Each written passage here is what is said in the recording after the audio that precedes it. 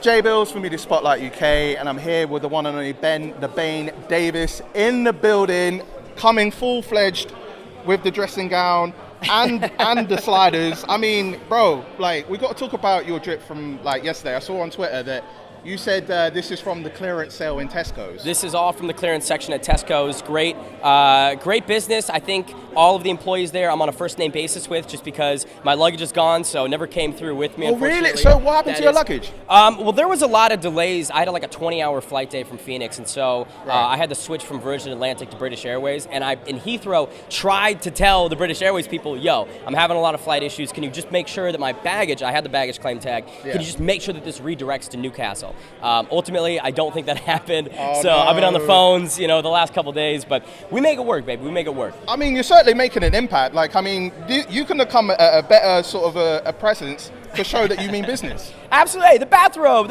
means I can kick it just as much as I lick it. You know what I'm saying? I mean, it probably could show that you look like a player. You know what I'm saying? A little bit. You know what I mean? You're coming in style, baby. Hugh Hefner action? Yeah, of course, man. I don't know if you British guys know Hugh Hefner. Oh no, of course we do. You know Hugh? Okay, of course excellent. We do. Hugh's worldwide. Yeah, of course he's worldwide. Are you trying to imitate him? Are you trying to emulate his ways of being? I don't know if I would say that's a little bit too much Playboy for me. I was more so just trying to stay warm, man. It's cold outside. Well, fair enough. I mean, I guess compared to like here in Phoenix, is it like warm weather like all the way through like most of the time? It's probably about 111 degrees in Phoenix right now. Dry heat, so no humidity, no moisture in the air. So I know I like that though. I'm a desert rat. Yeah, but you've been used to that all your life then. So exactly. Being here, does it feel different in terms of? I mean, it's sunny at the moment, but I don't know. Like as a play-by-play commentator, I've done a lot of travel since February, and thankfully I've been in a lot of colder climates this year. So it's a environment I'm used to, but certainly not one I love. You know what I mean? Well, you're certainly in a unique situation. Because obviously your fight, Gabriel Silva, Anderson Silva's son. I mean, when you got the call to have this fight, like what was going through your mind? Because obviously we know you as a play-by-play, and now you're actually getting into the ring. Like all of that combined, like how were you feeling at the time? When I got the call from Mams, it was a 2-minute phone call. Again, every question that he asked, I was immediately like, yep, cool, and then boom, phone call was over. So I don't think I was thinking that much, because I would have said yes to anybody. I mean, he could have offered Francis Ngannou, and I would have said, sure, I'll get in the ring with him, because I have been looking for an opportunity. I've been trying to get my foot in the door, and thankfully, it's come in the form of Gabe Silva. Now, it is a tough opponent, and it's challenging, and, this is probably the hardest debut in influencer boxing history. But I'm game for it. Fuck it. I mean, of course, there's nothing really much to go through on Gabriel's part in terms of footage that you can see. So, are you just looking at it with? It looks like there's a lot of stuff going on. Uguay's getting pumped up over there. Yeah, he's getting mad crazy. Is it a lot of like just feeling fresh in this? Are you just like looking at things fresh, just going to a perspective of getting in the ring with a fresh set of eyes?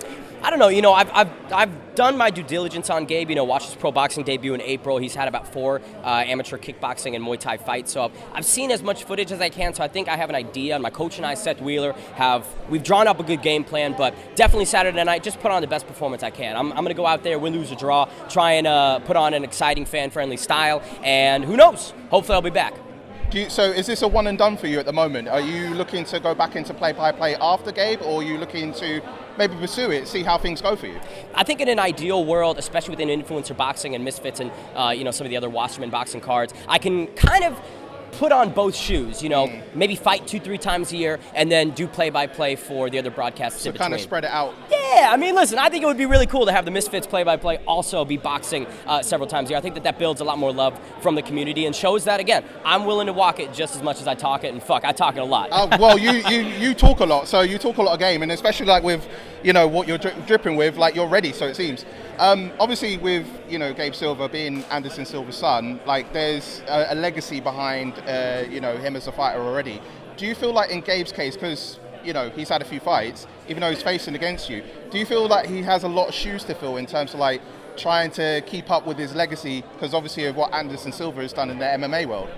Absolutely. I mean, I don't envy the position Gabe is in at all. I think every fight that he has from the beginning of his career to the end of it is going to be not overshadowed necessarily, but there will be that expectation of you got to live up, you got to fill the boots of Silva name, and I think that's why there's been a lot of words from him of a first-round knockout and steamrolling me, because that's what he should do. Unfortunately, when you look at the tape of Gabe Silva, that's not really what he does. He went the distance with an 0-6 fighter in his pro boxing debut, got rocked in the second or third round, and I don't know. I mean, he's just not his father, so I don't know mentally how he deals with that, but who knows? Maybe he's leveled up since April. I don't anticipate it. Do you feel like there'll be any openings as far as like you be able to work out any weaknesses that you may have in terms of like any approaches that you may have towards you?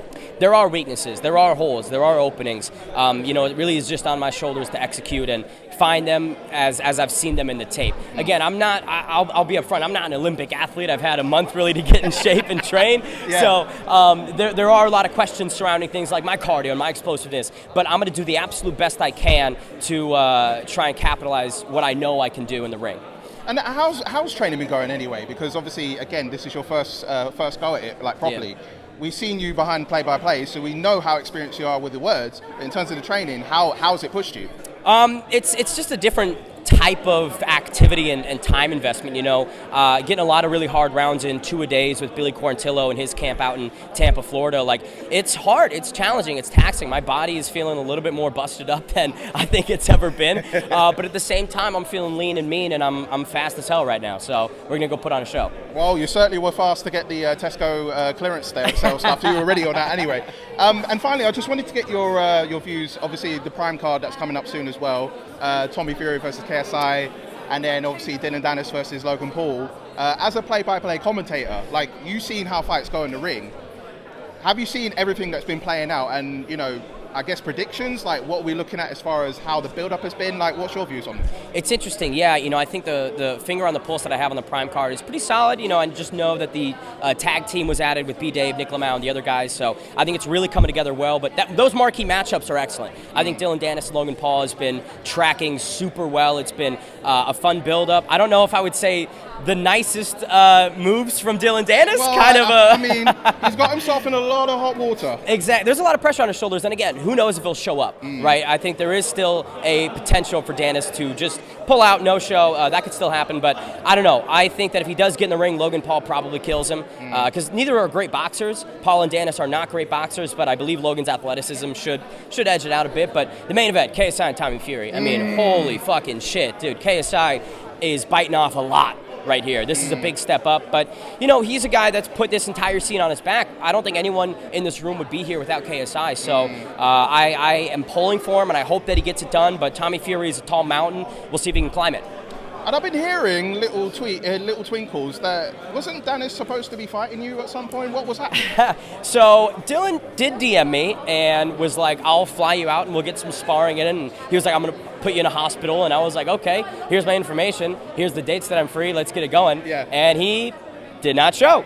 Pulled, one of those left me undelivered, and I followed up, and I was in New York, which he lives in New York, and I was like, yo man, I'm in your state, let's get it together. And he was like, perfect, and then still left me undelivered. So if Dillon wants it, Dillon can get it, but I'm not going to fly across the country to go spar with a dude who's 200 plus pounds. That doesn't sound interesting to me. Well, I mean, if it doesn't appeal, then it's not right at the time. Well, Ben, thanks so much for taking time to speak with you. I wish you all the best in your fight against Gabriel. Thank you. I know this is going to be like a fight of proportions and a different level of fighting. So I wish you all the best with that, and keep killing with the play-by-play as well. I appreciate it, sir. Thank you so much. Thank you. Appreciate it, man. Go and enjoy it, man. Hey, I'll do my best.